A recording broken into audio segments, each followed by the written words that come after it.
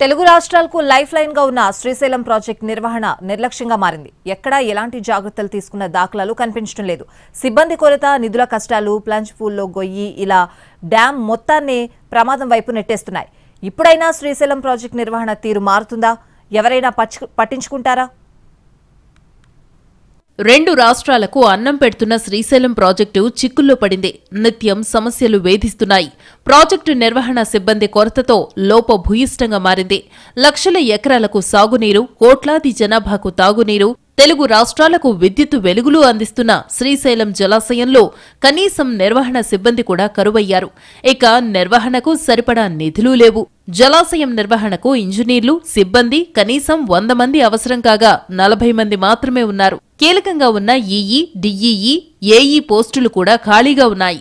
శ్రీశైలం ప్రాజెక్టుకు బదిలీ అంటేనే పనిష్మెంట్ అనేలా ఉంది పరిస్థితి. ఇక్కడ పనిచేసి రిటైర్ అయిన స్థానాలు భర్తీ చేయటం లేదు. నిధుల కొరత వేధిస్తోంది. జలాశయం డ్రిప్ పథకం కింద ఎంపికైనా పనులు చేయించాల్సిన ఇంజనీర్లు లేరు. అత్యవసర పనులకు 192 కోట్లతో ప్రతిపాదనలు పంపారు. జలాశయం నిర్వహణకు ఏటా కనీసం 1 కోటికి పైగానే వ్యయమవుతుందని అంచనా. ప్రాజెక్టు నిర్వహణ బిల్లుల చెల్లింపులోనూ తీవ్ర జాప్యం జరుగుతోంది. పనులు చెయ్యడానికి ఎవరూ ముందుకు రావడం లేదు. పెండింగ్ బిల్లులు కోట్ల రూపాయలకు చేరాయి. అటు ప్రమాదకరంగా మారిన ప్లంజ్ పూల్లో భారీ గొయ్యి పూడ్చివేతపై మీనమేషాలు లెక్కిస్తున్నారు అధికారులు. 2009 వరదల్లో డ్యాం దెబ్బతిన్న తరువాత అనేక కమిటీలు అధ్యయనం చేశాయి. ఏపీ ప్రభుత్వం, కేంద్ర జలసంఘం మాజీ చైర్మన్ ఏబీ పాండ్యా చైర్మన్ గా 5 మంది సభ్యులతో కమిటీ అధ్యయనం చేసింది. డ్యాం క్రెస్ట్ గేట్లు 6, 8 గేట్ల ఎదురుగా ప్లంజ్ పూల్లో 100 మీటర్ల లోతు ఉన్న గుంతలు ఏర్పడ్డాయని కమిటీ గుర్తించింది. 2002లో కాంక్రీట్ వేసినా లేచిపోయినట్టు గుర్తించారు. శ్రీశైలం డ్యాంకు మరమ్మతులు చేయకపోతే పెను ప్రమాదం తప్పదని వాటర్ మ్యాన్ ఆఫ్ ఇండియాగా పేరున్న రాజేంద్ర సింగ్ హెచ్చరించారు.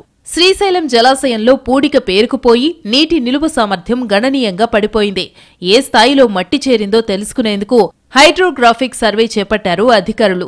308.62 టీఎంసీల నీటి నిల్వ సామర్థ్యంతో నిర్మించిన శ్రీశైలం డ్యాం పూడికతో 215 టీఎంసీలకే పడిపోయింది.